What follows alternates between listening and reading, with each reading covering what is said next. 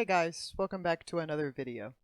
I decided to take a little bit of a break from my healing series to make this short guide for newer or more casual players that want to get into organized group content in the game. So, let's get started. A casual, for the purposes of this video, will refer to anyone who primarily plays the game solo. This casual plays solo because they're socially awkward or introverted, they're new or inexperienced and thus a little insecure, or they just don't like the pace or attitude of most players they meet. If you're casual because you're a new or inexperienced player, this all feels like a lot to do.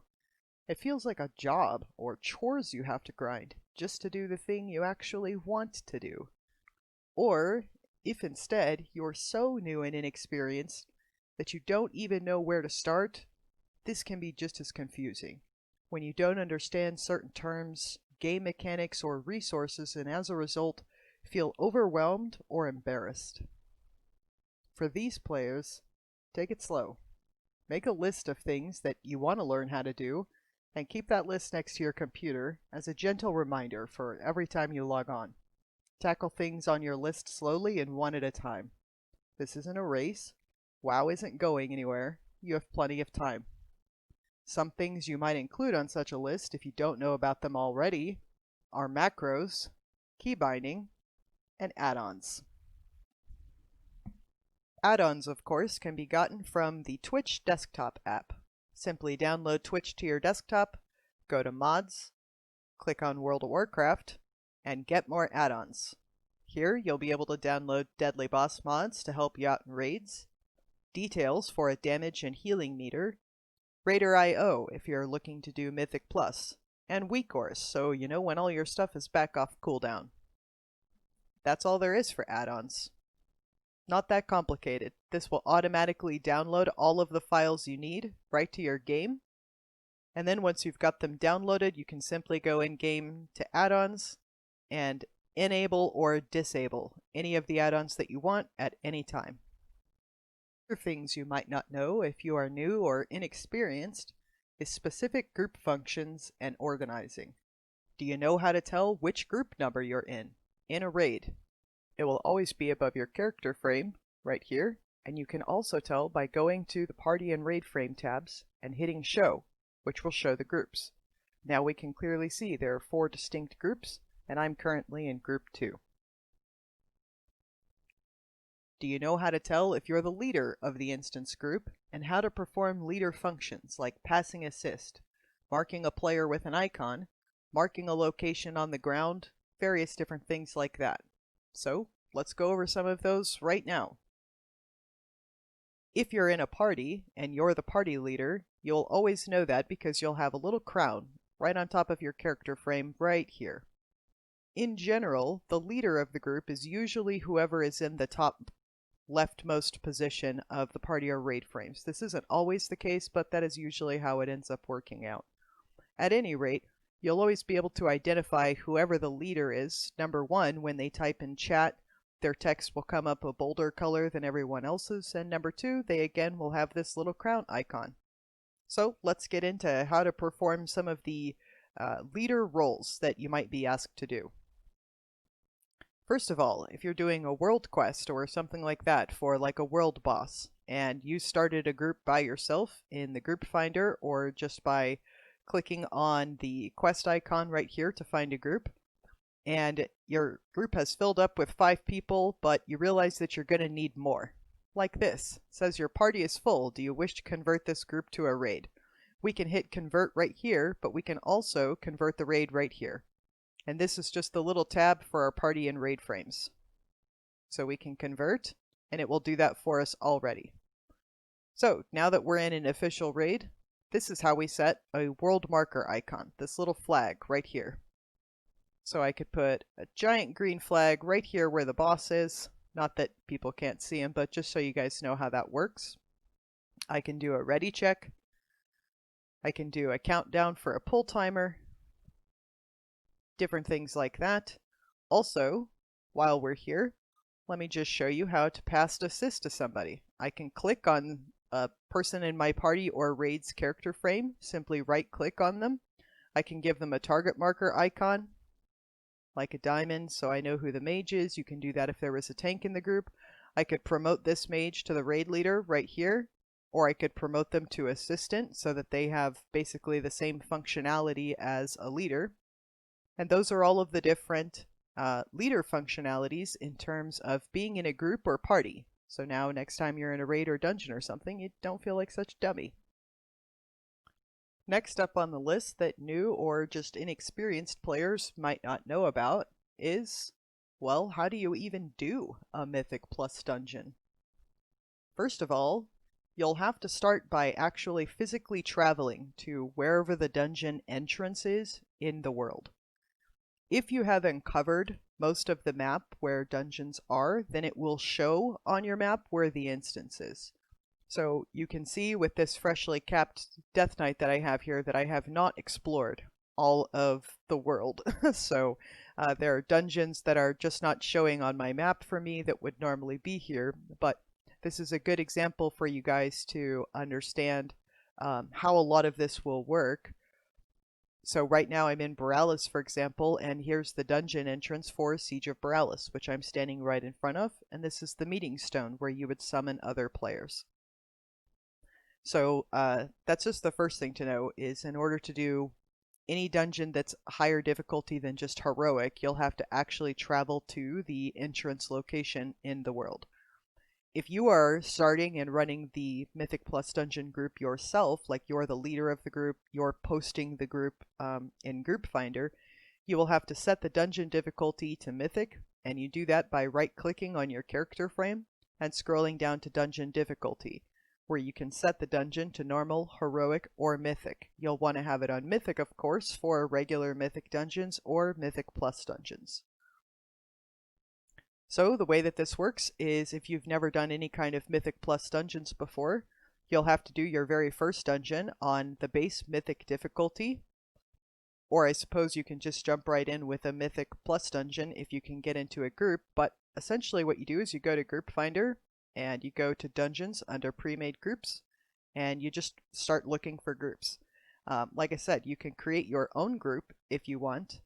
So I could just start my own group and say, you know, Siege of Borealis on Mythic difficulty for a Mythic 0. I always do that. For a Mythic 0, and just list the group and wait until the group fills up. I better delist this because I'm a tank and it'll fill up fast. But that's how you would do that if you wanted to start your own group, or like I said, you can just look through the group finder listings for anybody who might be running a regular mythic dungeon or something really low like a Mythic Plus 2 that just about anybody should be able to do. And so once you've completed your first mythic difficulty or higher dungeon, at the end of the dungeon you would get a mythic keystone, right? So I did a regular mythic dungeon earlier just to show you guys. Once you kill the boss, you would get a keystone that the boss would drop, and it would always be for a mythic level 2 if you've done a Mythic 0 dungeon. Otherwise, the key would scale based on what level mythic dungeon you just did. So now that you have your keystone, you'll have to create your own specific group if you want to complete your keystone. And that's how you get started on Mythic Plus dungeons. Once you've completed at least one Mythic Plus dungeon for the week, you can collect your weekly loot every Tuesday reset. For Alliance players, it would be here in the Harbor Master's office in Borealis, right here. So you just click on this chest every Tuesday if you've done a Mythic Plus dungeon the week prior. And then for Horde players, it is right in your main inn in Zuldazar, in the Great Seal, I believe it's called. And it should be the first room on your right as you're walking into the Great Seal. You'll just walk into the Great Seal, first room on your right, and then against the wall there is the chest for the Horde players every week. So that's the basics for Mythic Plus dungeons and how to get started with them. Now that you know how to do Mythic Plus dungeons, let's cover how to find a guild or community. If you're a solo player because you don't like the pace or attitude of many players, start off by asking yourself a few simple questions. First of all, what kind of group content are you interested in doing if you could play with people that you actually liked, right? So what sorts of things even interest you in the first place? Next, ask yourself what kind of people you want to play with. What's the energy and personality that you're looking for? Make a short list of the 2 or 3 most important traits you'd like to find in a group of people. Something like, patient, easygoing, friendly, right? Those would be some examples. And just remember that this isn't like a deli, right? You can't order up some intricate custom sandwich player, right? These are people. You'll have to be just as open and flexible with others as you want them to be with you. So now that you know the content you want to do and the type of people you'd like to do it with, you have to ask yourself how much time you have to play. There is no right or wrong answer here. Whatever your schedule is, however inconsistent it might be, there are always people online in World of Warcraft. So there's no reason to think you can't connect with some of those people that are online when you are. Now that you have all of your neat little data points all sorted out, take yourself over to the battle.net forums. This is what I do anyways, it's what I recommend. And you'll want to just create a post on the recruitment forums. So the guild recruitment forums, right? Because that's what you're looking for.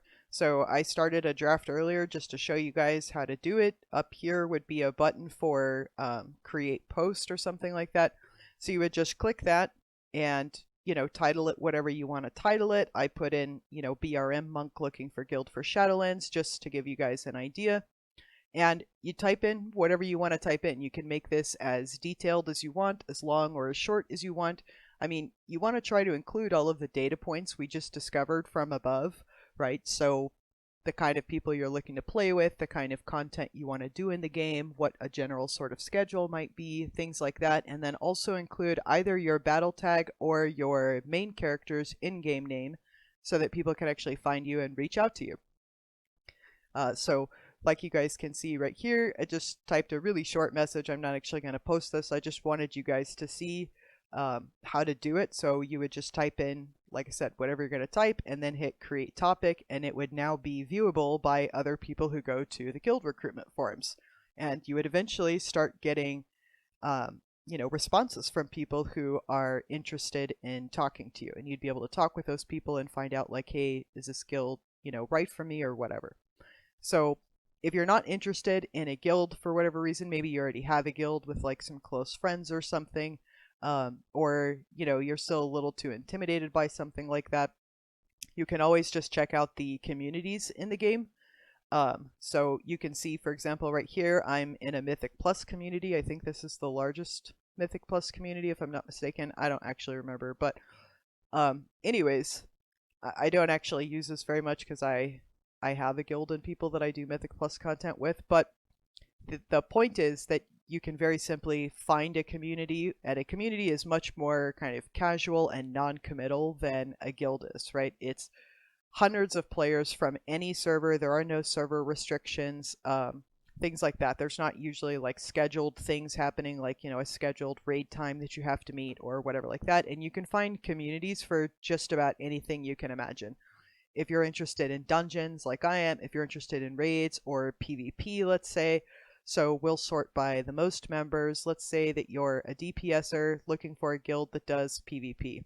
So I can hit search, and there's all of these communities that are just all about PvP of some form or another. And like I said, you can scroll through, you can read what they have to say if you want, and then if you find something that sounds kind of good to you, you can type in a short message if you want, whatever spec that you play, and then hit apply, and they would see that and again be able to get back to you. And it's just a little more non-committal than a guild. So that's another option. It isn't as effective, in my opinion, the community thing, at finding a true fit, but it is easier, undoubtedly, just going in the game and scrolling through the different communities, right? Just remember that you're going to get out what you put in. So if you're going to go the easy route of browsing through communities and applying to many of them, you might not find like a quality group of people, or even just people that you really gel with, whereas posting on the forums might take a little more effort and it might take a little more time to get some responses, but at least this way you're being completely transparent about what kind of group you're looking for, and who you kind of are as a player, so that only those groups respond back, which just means you have a higher likelihood of finding a good fit. So that's all I'm going to say about guilds and communities. I just wanted you guys to have a general idea of how to go about doing that. Anyways, that'll wrap this video up. I hope it wasn't too long and rambly. This was obviously unscripted, so let me guys know if it was too long and rambly, and I will see you guys in the next video. Bye!